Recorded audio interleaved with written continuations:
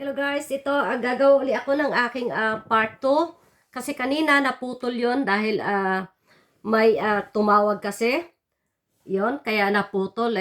Alam niyo naman dito ang daming mga tumatawag, yung bang mga nagsi-search ng mga statistic ba yan tawag na yan yung mga nag-o-offer ng patungkol sa mga electricity kung gusto namin magpalit sa ayan, putol uli. At ito guys, Bro Rene, pasensya na, no? Huwag kang magalit. Mamaya ang ipapamagat ko rito ay iba. Ikukwento ko lang, guys. Ito sa mga katimbistag. Ito muna, no? Sa lahat. So, wala muna silipan. Ito si Bro Rene Ose. Bakit ko to ipinopromote?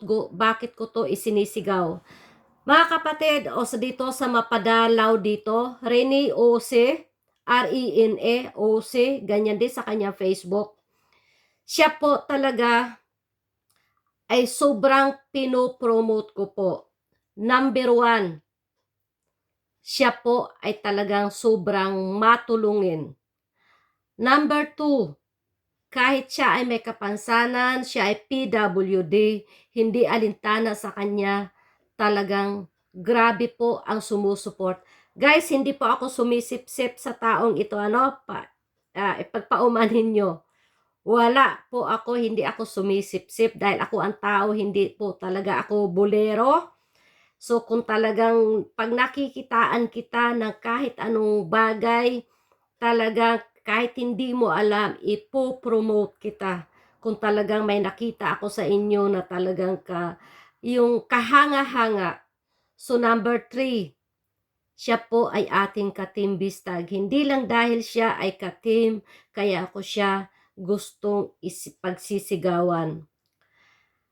Ang isang kahanga-hanga dito, ito lang hindi po ito pangbabash, ito ay sobrang makatotohanan lamang. Ayan, shout out sa lahat dyan, sa Team Bistag, Team Bisdak, Team Sidlak. Hindi na ako pa isa-isa, hindi ko nasasabihin ang inyong mga pangalan dito. Colmits at Tropang Global. Wala na akong banggitin dito mga pangalan kasi nandoon na sa aking part 1, Si Bro Rene Ose, kahit panuorin nyo ito sa mga hindi nakakaalam, puntahan nyo ang kanyang mga videos. Doon nyo malalaman at maikukumpara nyo po yung mga naglalakihang mga channels dyan, ikumpara nyo yan. Siya ay mga 60,000, wala pa nga na subscriber, wala pa. Na-monetize siya, halos magkasabayan kami sa tulong din ng mga Team Bistag. Syempre, mayroon ding iba dyan naman na mga katunggali natin, may small YouTubers. Pero more on tayo talaga sa Team Bistag. Siguro nasabi niya na yan sa kanyang LS at sa kanyang videos noon, talaga naman magkakatim, alam niyo siguro yun na noon, hirap tayo talaga sa WH, sa watch hour na tinatawag, at sa subscriber, napuna ko nga siya, talagang magaganda naman kanya talaga mga content niya, lalo na sa mga natures. Ito, teka, bago ako mawala, baka saan-saan na naman ako susuot nito. Kung ikukumpara nyo, na-monetize siya noong July, June, July, mga ganyan. So nagpaumpisa po tayo. Ayun, nag-uumpisa po tayo sa ating pakubo sa Nanay Auring at marami pa dyan iba dyan ng mga PWD na kanyang mga pinupuntahan, pero doon siya nakilala sa ating mga pakubo, which is ganyan naman talaga ang ating mga layunin sa pagtutulungan. Kasi po, minsan natutuwa ako dyan na marami ding bumubuo ng mga team, pero siguro masabi ko na kami ang team na nagsimula, ang Team Vistag, simula po ito para magtulungan sa pagsasab, tulungan sa watch hour. Kaya nung bandang huli, yun nga, hanggang sa may mga na-monetize. Siyempre, ang atin namang layunin dito ay talagang pagtulong nga, hindi naman kaya talaga to ng iisang tao lamang kung walang may mag-i-sponsors. So kaming mga maliliit na yan, ayan sila Bro D.M. Vasquez, ayan si sis Leia Paez, mga sis Chubby Ako Mix Vlog, ayan sina Lolita Adante, si Kaka Arts, Carol Lau, Joseph Manuba, Marlon Gudaw, sina Taj Wilder, sina Kusang Kabitinya. Teka guys, baka mamaya, pagpasensya nyo na mamaya may hindi ako dito mababanggit. Ito po ang mga maliliit na talagang nagtutulungan. Siyempre, siguro kung hindi ko man shout out dito, yung ayan, ang aking Martor Deke channel, hindi na siya active ngayon kasi busy sa kanyang pag-aaral. At ganyan din si Gito Torres, hindi po siya talagang nagwa-YT kasi ayaw niya, yung po ang aking asawa. So ayan, syempre si Val Santos Matubang, ayan, katuwang din natin do sa una nating proyekto talaga. So yan po guys, kaya ayan, ngayon, tuloy-tuloy na ang kanyang pagtulong hanggang sa napuna natin yan ang ating mga silent follower. Kaya talaga maraming salamat talaga sis Philadelphia, no? Sis Mamshi sa Tropang Global na hindi ko alam na mga pina-follow nila ako na, ayan ba? Ayan na, alam ko na yan mami, silangga mo talagang ratatitat. So ayan po. So ito, honest guys, napakabuti talaga ng puso ni Bro Rene Jose. Ayan, inaalalayan siya ni ang kapatid niya na si Bro Tata, Kasi syempre mahirap nga sa kanyang sitwasyon na wala siyang alalay. Pero ganun pa man, go lang siya ng go. Nakita nyo naman kanya mga tinatahak, mga bundok, talagang andyan din syempre bilang ka-team, bilang kapatid, nandun tayo, ka-vlogger, ka-small YouTubers, talagang dyan tayo na nakasuporta, nakasubaybay. Syempre, yun nga sinasabi ko, pagtibayin natin ang isang channel or isang pundasyon. Unahin muna natin na patayuan siya ng kanyang matibay na pundasyon. Kasi tayong mga maliliit, tayo muna ang susuporta sa kanya. Darating din yung panahon na tayo din ay masusuportahan niya pabalik. Pero ganun pa man, kahit gaanong hirap niya, nandiyan talaga, ma-feel nyo talaga, no, sa mga mapapadayo dito. Ma-feel nyo talaga kung ano ang totoo. Makita nyo naman talaga sa mga vloggers na kung ano ang totoo. Ito, bakit ko nasabi na siya talaga ay napaka matulungin talaga. Hindi lang sa kababayan niya, hindi lang dyan sa sarili niyang bakuran. Kahit saan po. Kahit saan. Ito, marami ditong mga malalaking mga fans ng mga kilalang vloggers. O, taas kamay kayo dyan. Ito minsan nga natatawa pa ako. Ako mismo natatawa. Tatawa lang ako.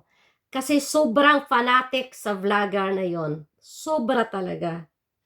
Isipin nyo kung talagang gusto kang tulungan, gusto siyang tulungan. Alam nyo siguro, one day o baka wala pa, mamonetize na siya or agad-agad yan lalaki ang kanyang channel. Pero no, kasi karamihan dito ang mga fans, sila lang din nag-uusap. Pero yung kanilang iniidolo, isa lang ang salita dyan, I love you guys. So, ganyan lang, I love you nang dahil sa inyo. Andito ako ngayon. Kung hindi dahil sa tulong nyo, wala ako. Hindi dahil sa inyong mga views, sa inyong mga suporta, wala ako. Kaya yan lang ang tanging ibinibigay. Real talk ito. Parating ganyan. Kaya ako nandito, nakatayo sa kinatatayuan ko, kaya lumaki ang channel ko, nang dahil sa inyo. Ang tanong doon, pinatunayan mo ba? Hindi. Hindi.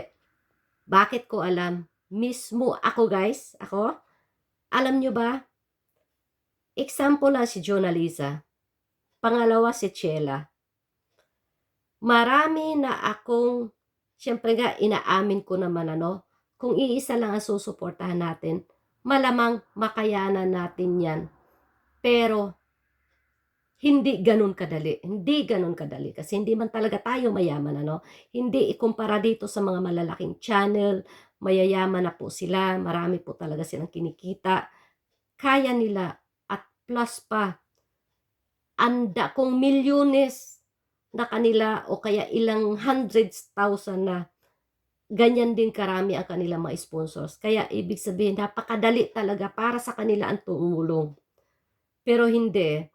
Ang kadalasan dito, kailangan kung itag mo man sa kanila, yung tipong mag-viral din. Ang katunayan, may gumawa ba niyan? Napakalabo, napakahirap talaga, napakahirap. So, ako mismo, kasi yun nga ang layunin ko talaga, makatulong, hindi ko man kaya ang lahat, pero sa pamamagitan lang din ng aking pagsisigaw o paglapit. Yun. So, ayan na. Kanino nga ba ako humingi ng tulong? No? Sis Carmen Garbo, shout out sa dyan. Yun. Panahon ni Sheila. So, syempre yan si Sheila. Marami din tao ditong so napunta sa akin. So, ayan, inano ko muna sa iba dyan. Dito sa mga sikat talagang vloggers, hindi ko nababanggitin kasi para walang sounds na paninira. Wala po yun, ignore lang. Pagtawag ko kay Bro Rene, pag-chat ko kay Bro Rene, agad umaksyon. Yan, si Sis Carmen, alam din niya yan kasi isa din siya sa nilapitan ko. Pero si Sis Carmen Garbo, maliit lang din ang kanyang channel. So alam naman po natin yan na kapag kapiranggot tayong channel, walang may magkaka-interes sa atin. So ayan, agad silang umuo. Ayan, si Bro Rene, agad niyang pinuntahan nga, no? Ilang days lang. Kahit na napaka-busy niyang tao, nakita nyo naman sa mga vlogs. Ang iba nga dyan, hindi pa niya na iba-vlog eh. Marami pa yan mga patago or kaya mga na natutulungan. Hindi po lahat ay nasa vlogs. Kaya alam ko po yan. So, ayan na nga. May action. Diba, napakadali lang talaga. Ang dali na napansin. At yun ang the best para sa akin, the best na nagawa niya sa kanyang channel. Best na charity na nagawa niya. Ang naisalba niya yung isang buhay ng isang tao. Kasi ang pakubo natin, makakapag-antayan. Ang pagkain, ang mga nagugutom, makakagawa ng paraan yan. Pero ito buhay ang pinag-usapan. Ilang na lang, kung sa pa, may limit, may araw, o hindi na kailangan dumapo pa sa buwan. Kasi malapit na talaga, no? Kaya yan, sobrang salamat sa mga sponsors talaga. Nandahil sa vlog ni Bro Rene Ose. Nandahil yun. Kaya naisalba ang buhay ni Chela. Nakita nyo naman ngayon yung mga update. Normal na siya. Maayos na yung pangangatawan niya. Diba nakakatuwa? Yun ang pinaka-the best na nagawa niya. Pero, sa malalaki dyan, oo, nakakatulong sila. Pero bakit kailangan pa talaga maging viral? Bakit kailangan pa talaga humantong? Sa dami ng mga tauhan na mga yan na makakakita, marahil marami rin ang mga dumudulog sa kanila. Pero minsan may pagka-wise din. Kasi kailangan marami kayo. Bakit kailangan talaga na marami? Dapat ang mag-tag, dapat mag-viral para lang mapuna. No? Kung talagang yun nga ang iyong layunin, aaminin natin na mahirap nga. Pero sa ilan bang tinag ko, no? Meron ding mga fans na nagtag. Imposible yan, hindi naman siguro karayom yan na hindi mo makikita. Kasi ayon na nga sa inyong mga sigaw, ayon sa mga sinasabi nyo, binabasa nyo at may nagbabasa at nakikita nyo, kaya alam nyo. Pero bakit yung mga itinatag sa inyo hindi? Hindi nyo nakita. Kasi nga gusto nyo mag-viral muna. No? Halong negosyo na din siguro yun. Pero, so, yan naman talaga, may mga pinapakita nga naman talaga silang mga vlogs na ganyan, Kaya talaga yan, maano nyo yan makaka-count. Kaya nga ako ay parang kahit na suporta ako noon. Kasi kino-compare ko to sa mga maliliit na channel, number 1 kay Bro Rene Ose nga, Kung ano ang katunayan, kung makikita lang, siguro mas itong ganito, ganyan, mas ano pa ang itong ganito lang, itong channel lang ganito lang na halos magtakip pa kaysa ganito. Mas marami pa tong natutulungan. At hindi lang yan. At hindi lang yan. So talagang masasabi natin na talagang totoo ang kanyang puso. Kasi hindi lang doon sa area niya siya tumutulong. Ayan na, ito. Kaya siguro para isang araw hindi rin tayo mahiya na lumapit sa kanya. Kung bigyan natin siya ng suporta siguro, kung bibigyan lang natin ng suporta, mas doble-doble pa siguro ang iaano niya, no? Pero alam ko kahit na ano basta mayroon lang siya na ibibigay, magbibigay at magbibigay siya. Hindi lang doon sa bayan niya, hindi lang doon sa katunggali natin o anuman. Nakakatulong po siya.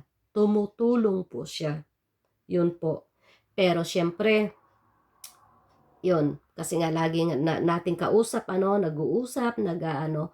Pero minsan din talaga, yun nga, ang payo ko din, magdahan-dahan din tayo, kailangan bago tayo tumulong, isisiay muna natin ng mabuti, kasi marami po ditong modus na ginagamit po nila ang may sakit. So ayan, sa mga nagpi-PM sa akin dyan, no? Sa mga nagbibigay ng kung ano-ano dyan sa akin. So alam nyo na ako, kung saan kayong area, kung saan kayo nakatira, ilalapit ko din kayo doon sa vlogger na malapit din sa bayan nyo. Hindi yun dahil sa ayaw ko o ayaw namin, kasi ayaw rin namin na magkakaroon ng lukuhan. So, wag po natin gamitin yan kasi pangit dahil hindi ko mo nakita nyo, no, napapanood nyo na ayan mga charity vlogger nga, tapos gagamit tayo ng isang picture o gagamit tayo ng kung ano-ano lang, tapos ipadala natin para lang matulungan. So pagpasensyahan nyo na kung totoo man yan talaga, na mayroon din akong doubt. So nag-iingat lang din po ako kasi ayoko po din talaga na maparatangan ng modus, no? Budol-budol. Hindi po 'yun maganda. Hindi maganda. Na kahit sa sa case ni Chela noon, 'yun sinabi ko 'yun sa mga anak ko doon. Ayun na kailangan tayo may ebidensya, kaya 'yun na nga inilapit ko kay Bro Rene Ose. Ayun, nakita natin talaga na ang katotohanan, ang totoong buhay, ang totoong kwento. So, yan po. So, kaya sana tuloy-tuloy ang suporta natin kay Bro Rene Ose. At may isa pa akong tao na sana nga isang araw, no, makilala silang lahat. Alam nyo naman yon. Ang isa ditong ating katunggali, ang isa nating ka-team, si Kabistag Tads Wilder. Medyo inaalat siya, no, kasi ang pag-a-abroad nga natin ay hindi naman lahat ay wagi, hindi lahat ay swerte, hindi lahat ay talagang maganda ang katayuan. So sana isang araw din ito makauwi na ng Pilipinas. So isa din po na sana ating matulungan kasi mayroon din siyang puso sa pagtulong. Oh, yan po. So ayan. Ngayon po, so maiba naman ako. Sana Rene Ose, ito ang talagang hindi na ako nag-wish para sa sarili ko sa Philadelphia. Maraming salamat. Ako. So, alam mo naman, alam nyo, kayo dyan, kayo mami o sino pa man dyan, alam nyo na hinangad nyo rin na, yun nga, hangad nyo, yun, Tropang Global, ayun si Via Pascual, umpisa ng pagwawaiti ko, andyan siya. Siya po ang kauna-unahan na hindi ko kilala. Si Via Pascual, may channel siya, no? Isa siyang ng Coolmeets. Ayan, mga Coolmeets. Talagang pinursige niya, ano ba porsige? Hindi pinursige. Talagang napakaano niya na mag-share ng aking mga video kahit mga pangit ang aking content, ano, kahit di naman kaaya-aya. Pero yan si Via Pascual ang kauna-unahan talagang nag-aano sa akin. So maraming salamat talaga. Yun nga sabi ko sa inyo, lahat kayo dyan di ko makakalimutan kasi alam ko kung sino-sino kayo dyan na talagang nakagabay sa amin, nag-aalalay, na nag-uumpisa pa lamang kami. Kaya maraming salamat talaga. So, yun nga ang talagang pinaka-wish ko talaga na si Bro Rene Use na lalo pa siyang makilala, lumago at nang mas magpagdami din ang kanyang mga natutulungan. Yun na lang tangi kong gabay sa ngayon, no? Kasi na talagang tulungan natin din na isisigaw din natin ang kanyang pangalan. Alam nyo guys, kung nung araw, nagpupunta ako sa malalaking channel, nagpo-promote din ng ibang channel. So ngayon naman dito, ipo-focus ko muna kay Bro Rene Ose. Kaya sa mga ka-team, sa mga tao na hindi maisa-shout out, huwag po kayong magagalit. Lalo't lalo na magkakaisa tayo, nandito tayo sa loob ng Team Bistag o sa lahat ng mga ka-team, siguro tayo ba pag may bisita, sino bang uunahin nating entertainin? Di ba, yung mga bisita natin. Hindi yung entertainin natin yung kasamahan natin sa loob ng bahay. Hindi. Yung tagalabas na pumasok sa iyo. Yun ang aking pananaw, ano? So, kaya wala dapat mag-aano ng sama ng loob kasi tayo magkakakilala na tayo. So hindi na natin kailangan na ipakilala pa natin o ipakilala ko pa kayo sa kung kani-kanino, no? Kasi nasa loob lang tayo, nasa loob tayo. Magkakakilala tayo, magkakapatiran tayo, magkakamag-anak tayo. Entertainin natin yung nasa labas, no? Yung mga pumupunta at bumibisita sa atin. Kaya wag tayo diyan, wag tayong magtatampo, no? Na ilang beses ba dapat natin isa-shout out? Hindi naman kailangan, ano? Hindi naman kailangan. So, andoon na tayo, nakatulong kayo. Andoon tayo, nakiano kayo. Kasi mayroon ako dito mayroon ako dito, no? Kaya ako lang nasabi yon. Mayroon dito. Pero hindi man din ako nanghihinayang kasi para sa akin, hindi ka tunay hindi ka tunay. Kung atensyon, kung buong atensyon ko ang hinihingi mo na gusto mo para sa iyo lang, hindi na rin maganda yan. Paano naman yung iba? So ako nga nakakaunawa ako. Kadalasan dyan pag may kausap ako, sinasabi ko baka mamaya busy ka, mayroon ka pag alam ko medyo matagal-tagal na ako nakikipag-usap o baka na may ginagawa ka dyan, nahihiya ka lang So, unahin mo sila.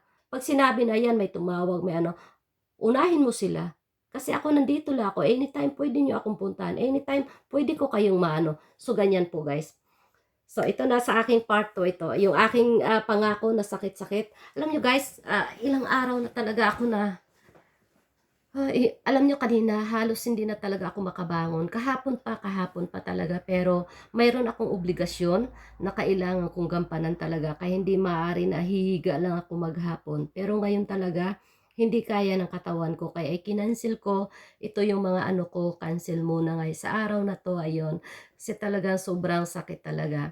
So ito nga, Sis Camille, kasi minsan, itong mga vlogger na to, example Bro Rene Ose, Sis Camille Cats, marami dito alam nyo over fatigue yan kasi araw at init talagang pag naghalo yan, sakit talaga ang mangyayari.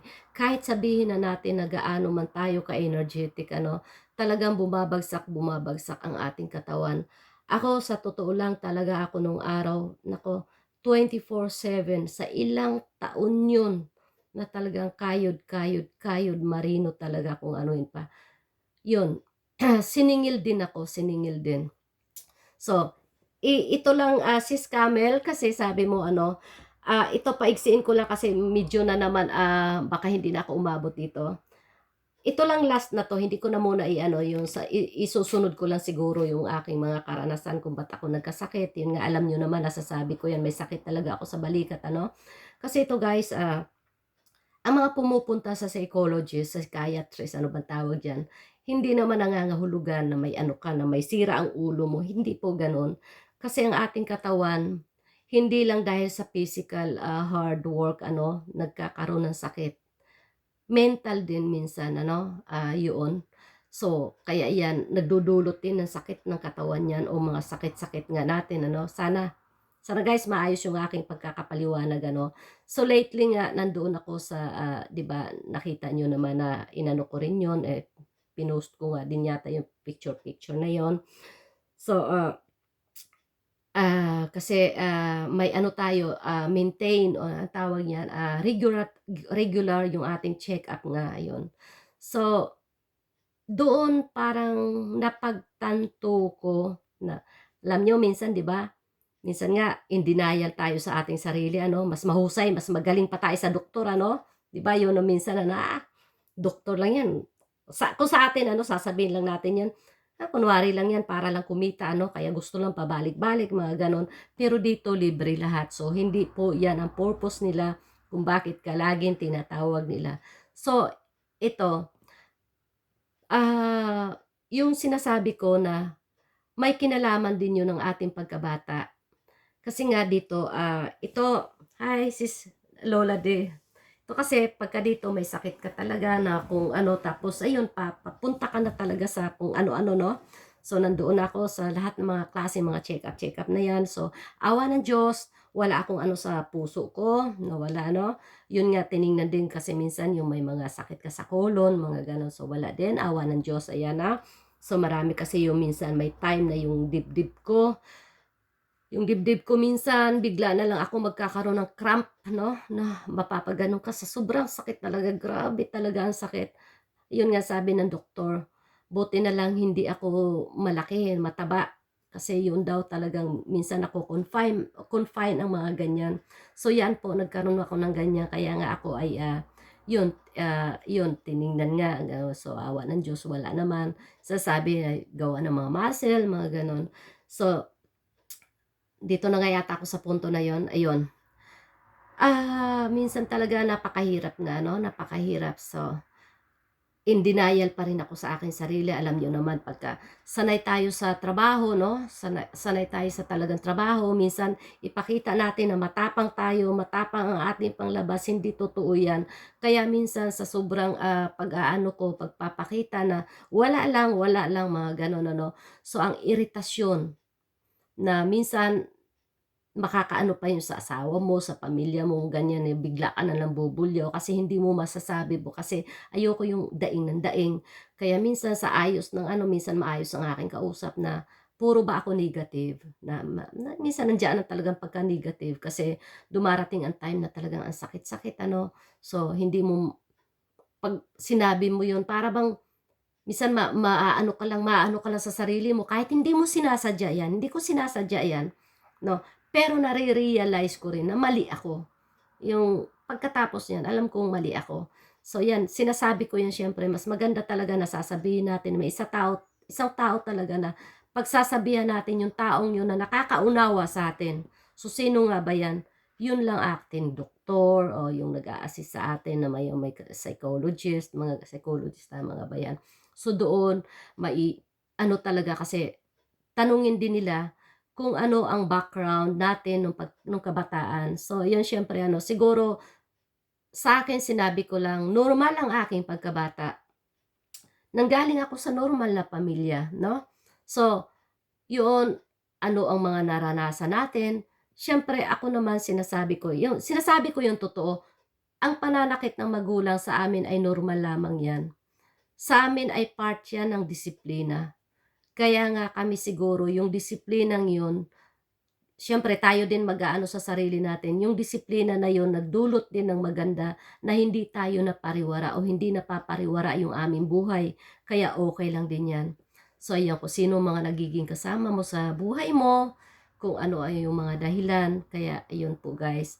Kaya pala minsan, yung ating mga, yun nga ang ating mga naranasan, lalo na may kahalong pananakit, panglalatigo, kahit sabihin pala natin yan na nakalimutan na natin, kasi ako yung taong sinasabi ko nung tinanong ako, ano ang worst na na pag inisip mong ayaw mo, ang sagot ko lang talaga, ang sagot ko lang, wala akong iniisip pabalik na kasamaan kung anong naranasan ko.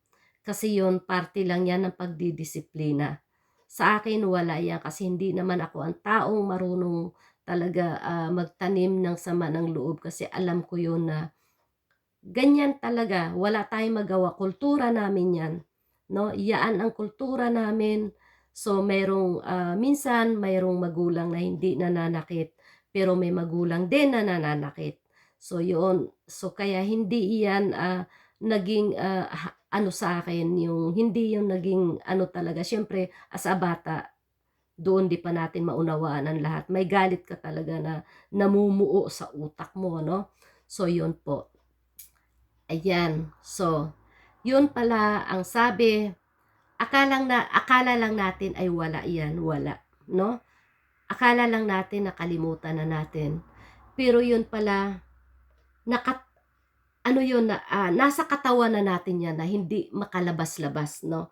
Kaya yan, pagdating ang panahon na yun, may mga sakit-sakit na rin tayo. So, andyan yan, naka-stack, ang hirap i-ano, no? Susunod nga talagang i-video ko ang paano yung pinaliwanag sa akin. Andito pala yan simula. Nagsisimula ang sakit natin sa likod. Pagdating sa likod, aakyat yan. Tapos andito sa ating utak. Nagtatransport sa ating utak. So, nandito na yan, andito sa utak. Kaya yung utak na yan, andito yung, minsan andito yung saya, yung lungkot, no? Sama ng loob, mga ganyan ba, no? So, nagkahalo-halo na yan sa dito, andito, sa liwanag, sa dilim, ayan, dito sa utak, ano. Sana nga maayos ko, ma-explain ko talaga ng maayos ito, no?